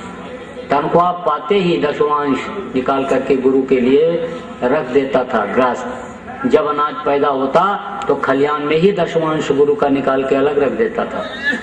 जब व्यापार का हिसाब शाम को करता, दुकान का हिसाब शाम को करता, दशमांश गुरु का अलग निकाल के रख देता था। ये माताएं बहनें बैठी, जब ये रोटी बनाने के लिए जाती थी तो आटा चुटकी निकाल करके अलग रखती, चावल बनाती चावल अलग रखती, दाल बनाती दाल एक चुटकी अलग निकाल के रख देती थी। और कोई दरवाजे पर आता भूखा धोखा उसको दे देती, कहीं भंडारा हो रहा वहाँ दे देती, तो बरकत होती थी। 5 आदमियों का खाना बना, 7 आ गए तो वो भी खा जाते थे, बरकत मिलती थी। मुख्य चीज है बरकत। तो मेहनत और ईमानदारी की कमाई में बरकत मिलती है, इसलिए हमेशा इस पाठ को आप याद रखो। लक्ष्मी कमाई नहीं जाती है, लक्ष्मी आकर के बैठ जाती है, और जब वो ये देखती हैं कि हमको अच्छे काम में लगा रहा है तब वो रुक जाती है, और नहीं तो खिसक जाती है।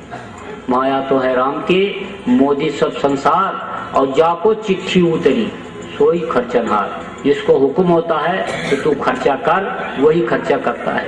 नहीं तो कमाते बहुत से लोग हैं और खर्चा और लोग करते हैं, खर्च नहीं कर पाते। कमाए बहुत तरीके से, झूठ भी बोले, बेईमानी भी किए, धोखा भी दिए, चोरी भी किए, कत्ल भी जरूरत पड़ने कर दिया, लेकिन रहता नहीं कुछ। और अगर इकट्ठा भी किया तो अब रोग हो गया तो डॉक्टर कहता है दलिया खाओगे, सूखा फुल्का खाओगे तो सोना कोई थोड़ा चाटेगा। अरे सोना रखे रहो, हीरा रखे रहो, लेकिन डॉक्टर ने कह दिया जिंदा रहना है तो तुम फुल्का और लौकी की सब्जी खाओगे, मूंग की दाल का पानी और फुल्का खाओगे, और कुछ खा नहीं सकते हो। अब तुम सब खा चुके, और अगर तुमने कुछ खाया तो समझ लो तुम्हारा टिकट यहाँ से कटने लगेगा। तुम समझ लो दूसरे का हिस्सा खा रहे हो, तो अब वो तुम्हारे काम थोड़ा आएगा। 10 लाख रुपया आपने हिसाब किया और तिजोरी में बंद कर दिया, दुकान बंद करके, और घर में आकर के सो गए 11 बजे रात को, और 2 बजे रात को इनकम टैक्स का छापा पड़ गया और तिजोरी सील हो गई, तो 2 रुपया सुबह निकाल पाओगे? नहीं निकाल पाओगे। सालों मुकदमा चलेगा, कई साल मुकदमा चलेगा, और वो रुपया देख भी नहीं सकते हो जिसको तुमने उसमें बंद किया था। तो अब चिट्ठी ऊपर से कट गई, चिट्ठी कट गई। इसीलिए कहा गया कि माया तो है रूखड़ी, 2 फल की दातार, और खावत खर्चत मुक्ति दे, और संचित नरक द्वार। इकट्ठा करने पर नरक का दरवाजा भी दिखा देती। आपके जेब में पैसा नहीं है और कहीं जा रहे हो, किसी ने गाली दे दिया तो कहोगे बोलो नहीं, दिन दशा खराब है, गाली कहीं लगी नहीं रहती है।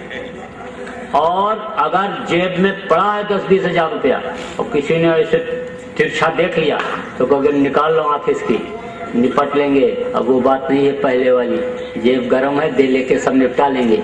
अब झगड़ा कर लिया, मार कर लिया, आपने मारा उसको, उसका हाथ पैर टूट गया, उसने आपको पटक दिया, अगर आप कमजोर पड़े तो आपका हाथ पैर टूटा, चलो दवा कराओ, चलो मुकदमाबाजी करो। मार दिया आपने, वो मर गया, तो आदमी मारने का पाप लगा कि नहीं लगा? अब नरक का दरवाजा खुला कि नहीं खुला? तो माया तो है रूखड़ी, 2 फल की दातार, और खावत खर्चत मुक्ति, खाते खर्चे करते रहो तो मुक्ति मोक्ष उसी से मिल जाएगा। उसका भी रास्ता प्रशस्त हो जाएगा, अच्छे काम में लगाते रहोगे तो मुक्ति मोक्ष का भी दरवाजा खुल जाएगा। तो इसलिए इस तरह से कहा गया कि इकट्ठा नहीं करना चाहिए, और इकट्ठा करने वाला कर भी नहीं पाता, और जिसके पास नहीं रहता है वो करता भी जाता है। सीकर में एक फतेहपुर तहसील है राजस्थान में, तो उसमें एक दानी हुआ, तो उसका नाम था सोहन लाल दुग्गल। तो सुबह 10 बजे जाओ, 11 बजे जाओ, तो उसके पास कुछ नहीं रहता था। कोई मांगने के लिए जाए तो कहता था 4 बजे आओ, और 4 बजे कहाँ से आ जाता था उसको नहीं खबर, लेकिन आ जाता था। तो दान करने जब वो बैठता था तो ऐसे सिर को नीचे किए रहता था, और उठा उठा करके ऐसे देता जाता, जो आवे उसको ऐसे देता जाए। तो एक आदमी आया तो उसने कहा, उस समय लोग दोहा चौपाई छंद में, श्लोक में बात करते थे। तो एक आदमी ने कहा, ऐसी देनी देन को, ऐसी देनी देन को कित सीखे हो सैन, और ज्यों ज्यों कर ऊंचो उठे क्यों तो नीचो नैन। उसने कहा ये देनी तुमने कहाँ से सीखी कि जैसे जैसे तुम हाथ उठा उठा करके देते हो वैसे वैसे तुम्हारा सर नीचा होता जाता है, और लोग एक देते हैं तो 10 पुकरवाते हैं, तो 10 पत्थर में नाम लिखाते हैं। और तुम दान दे रहे हो तो तुम सिर को नीचे क्यों किए हुए हो? ये देनी तुमने कहां से सीखी? ये तरीका तुमने कहां से सीखा? तब उसने जवाब दिया कि देनहार कोई और है, देनहार कोई और है, देत रात दिन रैन और लोग भरम मुझ पर करत तासो नीचो नैन। लोग मुझ पर भड़क कर रहे हैं कि सोहन लाल दे रहा है, सोहन लाल दे रहा है, सोहन लाल दे रहा है, तो मैं हमारे शर्म के सिर को नीचे कर लेता हूँ और देने वाला जब दे रहा है तो मैं बांट रहा हूँ। तो सारी व्यवस्था उसी की है, लेकिन नियत से बरकत होती है। नियत अगर सही रहेगी तो बरकत होगी, और नियत खराब हो जाएगी बरकत खत्म हो जाएगी। तो ज्यादा समय आपका नहीं लेना चाहता हूँ, लेकिन जो नए लोग आए हो उनको थोड़ा सा जय गुरुदेव नाम के बारे में बता देना चाहता हूँ कि जिससे आपको कुछ मिल जाए और आप जिससे कुछ पा सको। तो ये जय गुरुदेव नाम ये किसी आदमी इंसान का नाम नहीं, ये भगवान परमात्मा का नाम है। जय गुरुदेव नाम का प्रचार करने वाले बाबा जय गुरुदेव जी महाराज ने खुद अपने श्रीमुख से इस बात को फरमाया है कि मेरा नाम जय गुरुदेव नाम नहीं है। उन्होंने अपना परिचय दिया तो कहा मेरा नाम गोस्वामी जी महाराज का नाम। जिन्होंने रामायण लिखा हम लोगों के गुरु हैं तो नाम नहीं लेते, तो वो नाम बताया उन्होंने। और 109 वर्ष की अपनी उम्र बताते और कहते मेरा अपना कोई बच्चा नहीं, लेकिन तुमको मैं आध्यात्मिक दृष्टिकोण से अपना बच्चा मानता हूँ और तुम्हारे लिए ही मैं 109 वर्ष की उम्र में इतनी मेहनत भी कर रहा हूँ। तो जब वो अपना परिचय देते हैं तो इस तरह से बताते हैं मथुरा में आश्रम है और पूरे हिंदुस्तान में जय गुरुदेव नाम प्रभु का है, उसका मैं प्रचार करता हूँ। तो यह जय गुरुदेव नाम ये भगवान परमात्मा का नाम और इसमें परमात्मा की पूरी शक्ति पावर भरी हुई है। जब जब महापुरुष इस धरती पर आते हैं तो वे एक नाम को जगाते हैं।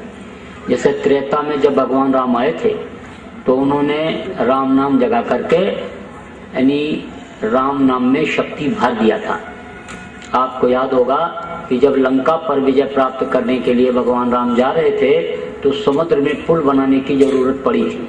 तो पत्थर के ऊपर राम राम लिख करके समुद्र में डाला गया था, सारे पत्थर तैरने लगे थे। जब कृष्ण आए तो कृष्ण नाम में शक्ति बढ़ी। कृष्ण कृष्ण जिसने जहाँ पर पुकारा कृष्ण वहाँ पर खड़े हुए मिले। द्रौपदी को उबारा, ग्राह को, तमाम ऐसे उदाहरण मिल रहे हैं। त्रेता और द्वापर के पहले सतयुग था। सतयुग में गुरु की पूजा होती थी और गुरु नाम में शक्ति थी, गुरु नाम से ही उद्धार होता था।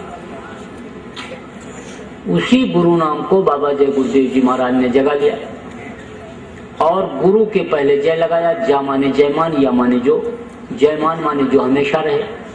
तो हमेशा कौन रहता है? गुरु। गुरु बिन भव निधि करे न कोई, जो वीरन शंकर समोई। चाहे ब्रह्मा या शिव के समान कोई होगा, बगैर गुरु के पार नहीं हो सकता। लेकिन वो गुरु कैसा होना चाहिए, इस पर भी विचार करने की जरूरत होती है।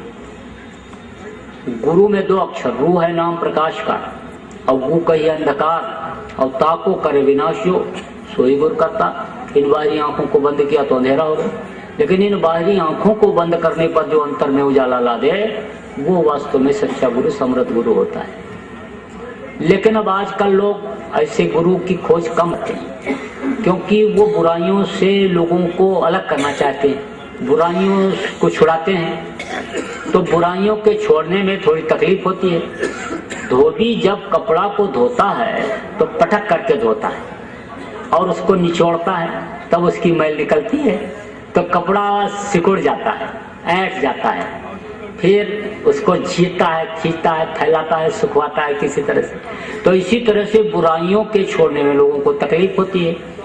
अब उनको ये नहीं मालूम है कि पैर में बच्चे के फोड़ा अगर हो गया तो फोड़े को अगर काट करके उसमें दवा नहीं भरवाएंगे तो नासुर बन जाएगा, लेकिन फोड़े का जब ऑपरेशन होगा तो बच्चा रोएगा, चिल्लाएगा, पैर तो पकड़ना ही पड़ेगा।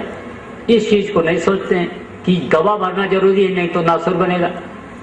बस ये देखते हैं कि बस सरल हो, आसान हो, कोई बुराई न छोड़ना पड़े, वो काम होना चाहिए, वैसा गुरु होना चाहिए। तो सचिव वैद्य को 3 जो, और प्रिय बोले भयास, और राजधर्म तन 3 कर होए बेगी है नाज। अगर मीठा गुरु बोला, मीठी बात किया तो समझ लो धर्म चला जाएगा। और सचिव वैद्य राजा का जो सचिव यानी राजा का जो मंत्री है राजा की मुंह देखी बात करे, राजा को सही सलाह न दे तो समझ लो राज खत्म हो जाएगा। और वैद्य मरीज के मुताबिक अगर उसको खाने पीने को बता दे जैसी उसकी इच्छा करती रहती है तो समझ लो शरीर खत्म हो जाएगा, रोग बढ़ता जाएगा। लेकिन अब लोग उनको पसंद करते हैं कि जो बुराइयों से न अलग करें। एक आदमी जा रहा था तो रामायण की चौपाई बज रही थी, गुरु बिन भाव निधि तरह न कोई, और जो विरंच शंकर सम हुई। तो उसने कहा ब्रह्मा और शिव के समान कोई होगा, लेकिन बगैर गुरु के नहीं पार हो सकता, तो गुरु करना बहुत जरूरी हो गया। थोड़ी दूर और आगे बढ़ा तो कबीर साहब की वाणी पढ़ी जा रही थी, निगुरा मुझको ना मिले पापी मिले हजार, यक निगुरे के शीश पर लख पापी का भार। लाख पापियों का बोझा निगुरा के सिर पर होता है, तो मुझे तो गुरु अब करना पड़ेगा, नहीं तो मैं अपना पाप तो ढो ही नहीं सकता, लाख पापियों का बोझा कैसे ढो पाऊंगा।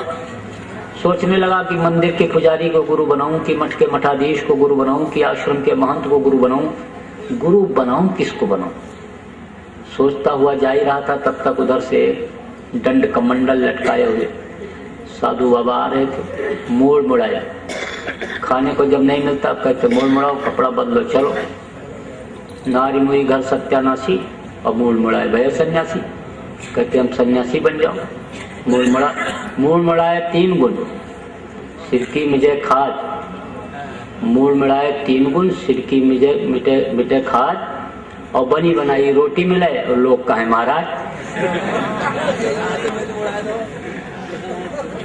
तो मुड़ाए हुए उधर से आ रहे थे, तो उनको देखा, पैर छुआ, तो कहा कि महाराज आप हमारे गुरु बन जाओ। तो वो तो खोज ही रहे थे कोई चेला मिले कि जिसको मूड़ूं। बोले देखो मंत्र तो मैं दे दूंगा, लेकिन यह है कि सामान तुमको सब लाना पड़ेगा, लोटा धोती लंगोटी अनाज बिस्तर फल फूल मेवा जो कुछ लगता है वो सब लाना पड़ेगा। उसने कहा सामान तो सब मैं ले आऊंगा, लेकिन महाराज मुझको कोई ऐसा मंत्र दे दो कि जिससे बड़े आदमियों की सोसाइटी हमारी न छूटे, क्योंकि मैं बड़े आदमियों के बीच में रहता हूँ। तो सुबह उठ करके 4 अंडे का तो नाश्ता करता हूँ, 2 किलो मांस खाता हूँ, 3-4 बोतल शराब पी जाता हूँ, चोरी व्यभिचार खून कत्ल दंड फंद सब काम मुझे करना पड़ता है। तो हमको कोई ऐसा मंत्र दो कि हमारा यह भी चलता रहे और वो भी चलता रहे। तो उस अंधे गुरु ने कहा, जिसकी तीसरी आंख नहीं खुली हुई है अंदर की, उसने कहा अरे तू घबराता क्यों है, तेरे लिए तो मैं बाईपास रास्ता निकाल दूंगा। तुझको मैं शंकर जी का मंत्र दे दूंगा। शंकर जी भी गांजा पीते थे, भांग खाते थे। अब उसको यही नहीं पता कि शंकर जी गांजा पीते थे, भांग खाते थे या जहर पी लिए थे। शंकर जी न गांजा पीते थे न भांग खाते थे, वो तो गंजेड़ियों ने गांजा पीने से पहले बम बम बम बोल करके शंकर जी को बदनाम कर दिया। तो शंकर जी का मंत्र दे दिया। अब उसने कहा कि चलो पूजा करने के लिए भगवान खरीद ला। तो भगवान खरीदने गया, तो राम भगवान, कृष्ण भगवान, शंकर भगवान, विष्णु भगवान सबका फोटो कैलेंडर खरीद करके ले आया। अब उस कैलेंडर में फोटो किसका छपा है? फिल्मी दुनिया के कलाकार का, जो राम बन करके बैठ गया, कृष्ण बन करके बैठ गया, शंकर बन करके बैठ गया, उसका फोटो उसमें छपा है। नशेड़ियों का फोटो छप जाता है। रामलीला हो रही थी तो राम सीता हनुमान की झांकी सजी हुई थी, बैठे हुए थे, लोग देख करके दर्शन करके मुग्ध हो रहे थे, कैमरामैन फोटो खींच रहे थे। समय पूरा हो गया, पर्दा गिर गया, राम सीता हनुमान स्टेज पर पीछे गए बैठ गए। दूसरे दृश्य की सजावट हो गई। तो दूसरा दृश्य जब दिखाया जाने को हुआ तो मैनेजर ने पर्दा खींचने वाले से कहा पर्दा खींच। तो उसने गलती से 2 पर्दा एक साथ खींच दिया। तो पब्लिक आगे का भी दृश्य देख रही है और पीछे राम सीता हनुमान जो बैठे हैं वो भी दिखाई पड़ रहे हैं। तो क्या देखा लोगों ने कि रामचंद्र जी बैठे खैनी तंबाकू मल रहे हैं और सीता जी बैठी बीड़ी पी रही है। तो ऐसे ही लोगों का फोटो खिंच गया और कैलेंडर छप गया। अब वो उन्हीं के पैर पर मत्था पटक रहा है। फिर सुबह सोचा कि अब पूजा करने मंदिर में नहीं जाएंगे तो लोग कहेंगे नास्तिक का नास्तिक रह गए। तो सुबह थाली में फूल पत्ते रख लिया और रख करके पहुंच गया वहां मंदिर के दरवाजे पर। जब मंदिर के दरवाजे पर पहुंचा तो बोला मैंने बड़ी गलती किया, जो मैं ये नया वाला जूता पहन करके आ गया। मंदिर के दरवाजे से जूते अक्सर गायब हो जाते हैं और मेरा जूता अगर चला गया तो 1200 रुपया चला जाएगा। तो उसका मन कहाँ लग गया? जूता में। तो फूल चढ़ाया तो घूम के जूता देख लिया, अच्छा चढ़ाया तो जूता देख लिया, प्रसाद चढ़ाया तो जूता देख लिया, अगरबत्ती जलाया तो जूता देख लिया। जब आरती करके थाली जमीन में रख दिया और स्तुति करने के लिए खड़ा हुआ तो कहता है तमेव माता च पिता तमेव। तब तक मन लग गया जूते में। तो जूते को देख कर कहता है तमेव बंधु च सखा तमेव। अब फिर घूमा मूर्ति की तरफ तो कहता है तमेव विद्या च दगड़म तमेव। तब तक फिर लग गया जूते में मन तो कहता है तमेव सर्वम मम देव देवा। जूते को देख के तमेव सर्वम मम देव देवा। तो कहा गया बड़े बड़े पंडित जोर लगाया और नहीं भूत मन वश में आया। लाख करो तदबीर प्यारे गुरु बिना, है सोना मनुष्य शरीर प्यारे गुरु बिना। तो समर्थ गुरु जब तक नहीं मिलते हैं तब तक ये मन रुकता नहीं और तब तक ज्ञान नहीं होता है, तब तक बुद्धि नहीं जगती है, तब तक सही रास्ता नहीं मिलता है। तो गुरु तो हमेशा रहे, सच्चे गुरु भी रहे हमेशा। जब इस धरती से जीवों का जाना ऊपर बंद हो जाता है तब जोगजीत भेजे जाते हैं। 16 सुतों में जोगजीत हैं, उनको भेजा जाता है। तो वो यहाँ सुते संत के रूप में आते हैं तो फिर समझा करके बता करके रास्ता दिखा करके जीवों को ले जाते हैं। कलयुग के प्रथम संत कबीर साहब थे। तो कबीर साहब की पहले खुल गई थी आँख, लेकिन वो एक दिन गए रामानंद जी महाराज के पास। तो रामानंद जी महाराज का जो आश्रम था वहां पर सवर्ण लोग ही जाते थे और इनको चुलाहा कहते थे लोग, मलक्ष कहते थे कबीर साहब।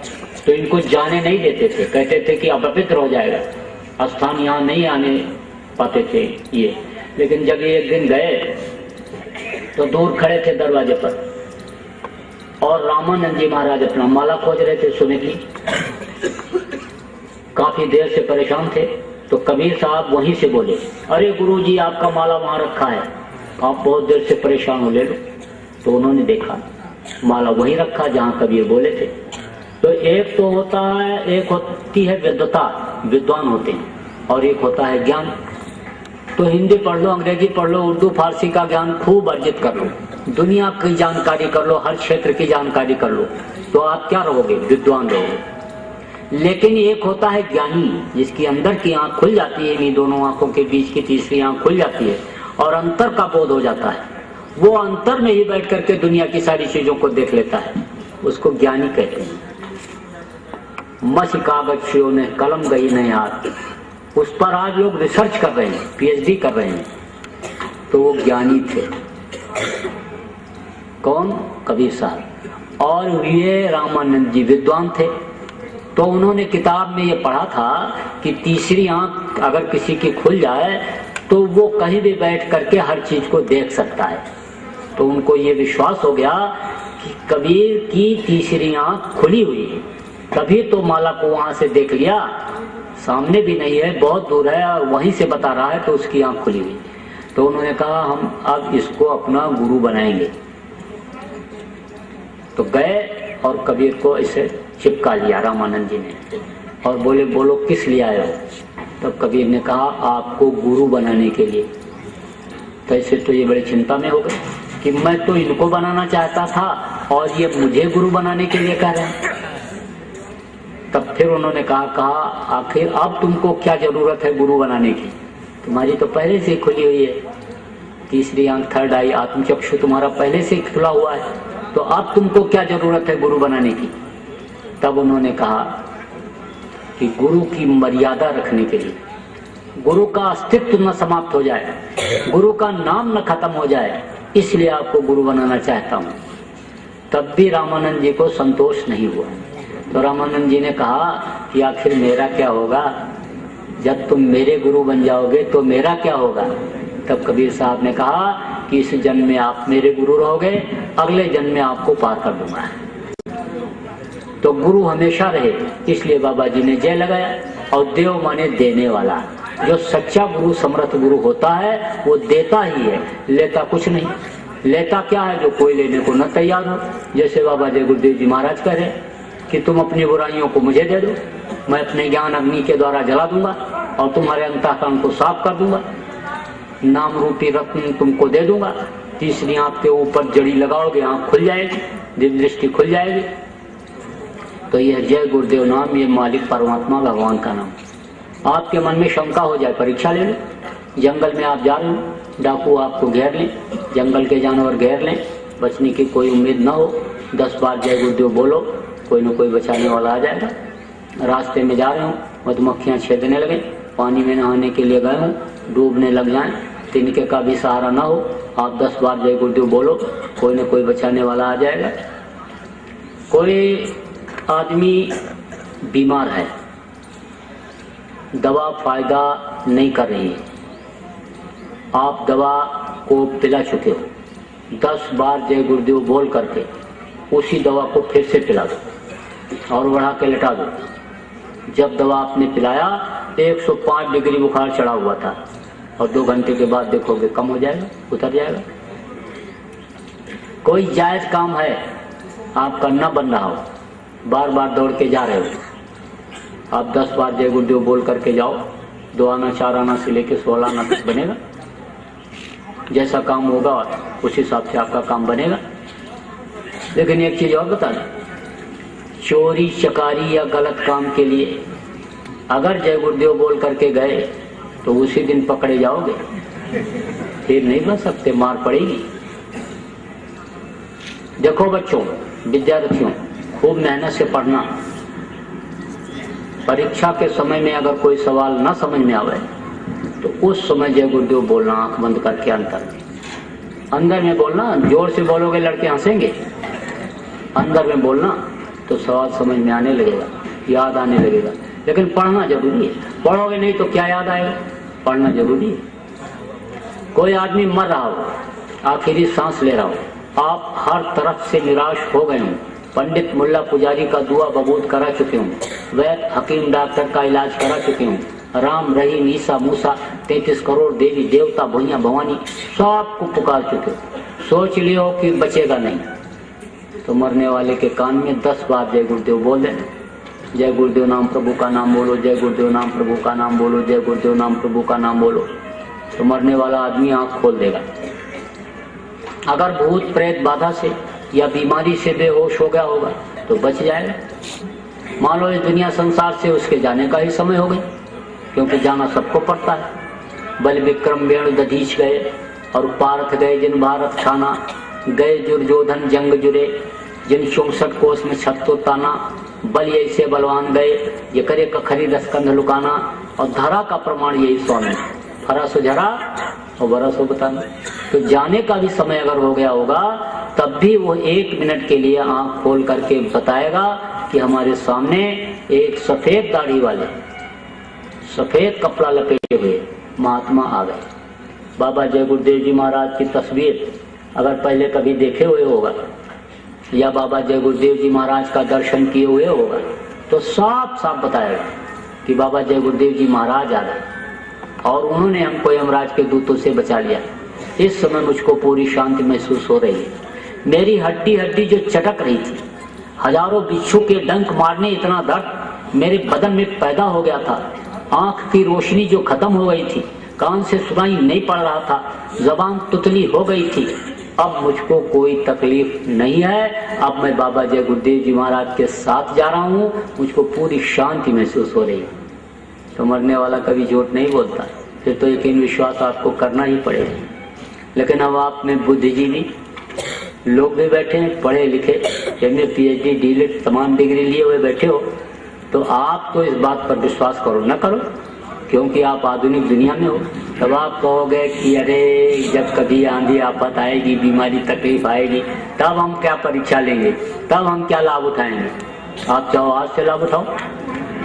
रात को खाना खाने के बाद जब आप सोने के लिए बिस्तर पर जाना तो आंख बंद करके और अंतर में जय गुरुदेव आधा पौन घंटा बोलना, और सुबह जब उठो तो इसी तरह से बिस्तर पर बैठ जाओ। दिन में जहाँ मौका मिल जाए वहीं पर आप आंख बंद करके और जय गुरुदेव बोलो, देखो आपको कितना लाभ होता है।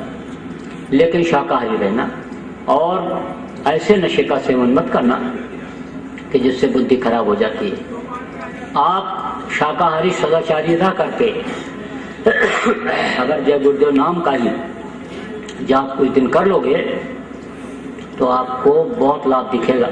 चौमुखी विकास जिसको कहते हैं, चारों तरफ से लाभ आपको दिखाई पड़ेगा।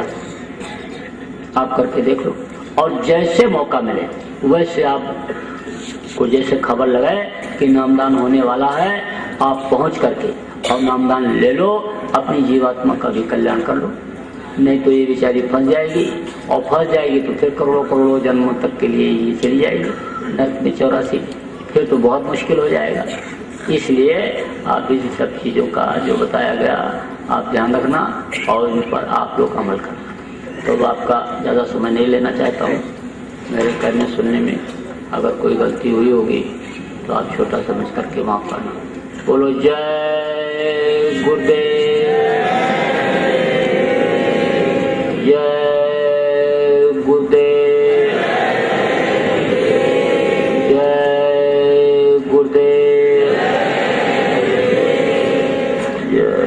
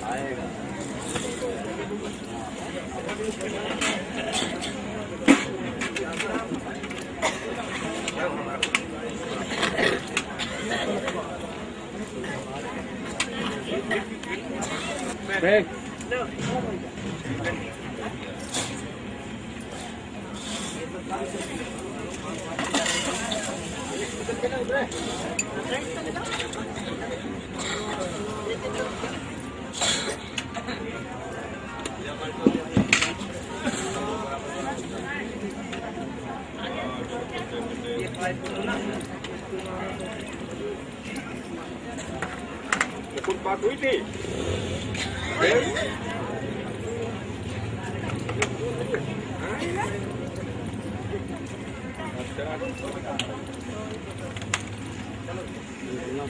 कुछ राम